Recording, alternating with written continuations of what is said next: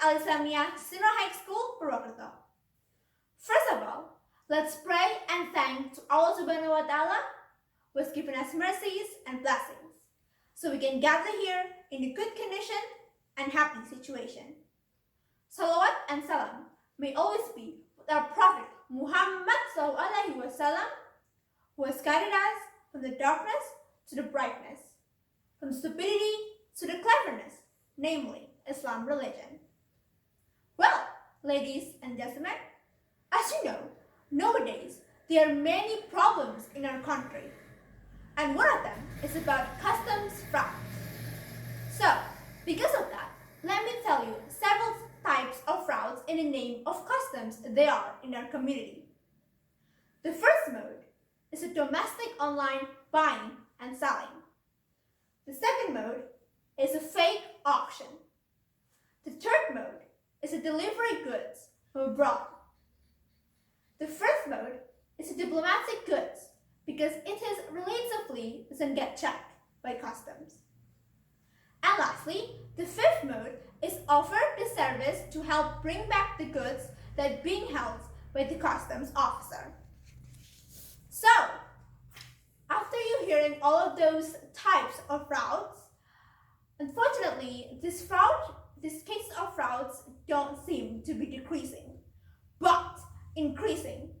When viewed from the data, there were 1,463 complaints in 2018. And then it increased in 2019. There were 105,001 complaints. And in 2020, there were already 283 complaints in just a month. You may wonder, why does it always increase every year? Well, one of the factors is because the lack of awareness from the public about these frauds, which makes the complaints and the reports increase every year. I believe some of you must have already experienced it. If not, maybe your parents, your families, or your friends. Whoever they are, this is a big deal, and we need to solve it. So, because of that, I have two solutions to fight against fraud: educate and enforce. Number one is by educating the people by a lot of social medias like Instagram, Twitter, Facebook, and many more. Especially because a lot of people use internet these days, influencers and YouTubers can also help spread information of how to be aware of frauds in the name of customs. Celebrants can also tell people to be aware of these frauds and not just promoting the goods. Oh, and we can use online shopping platforms like Lazada, Tokopedia, Shopee, and others.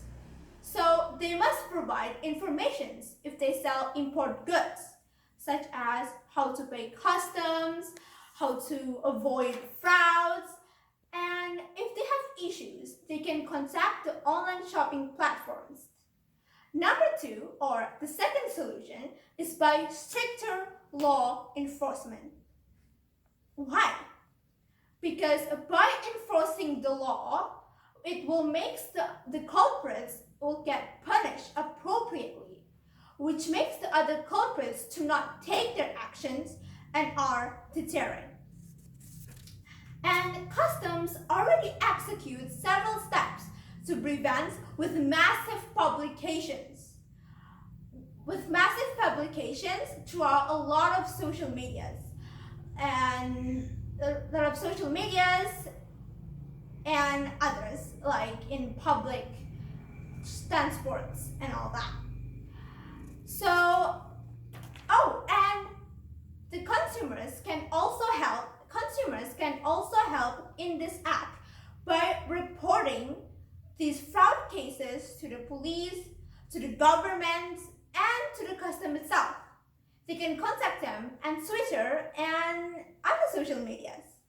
So, ladies and gentlemen, the conclusion is all the increase of these frauds in the name of customs due to the lack of awareness from the public. And we can solve this by educating the people and enforcing the law with appropriate punishments. Before I close this speech, remember to always be aware, be prepared, be active, and be careful. Thank you for all of your attention. Wassalamualaikum warahmatullahi wabarakatuh.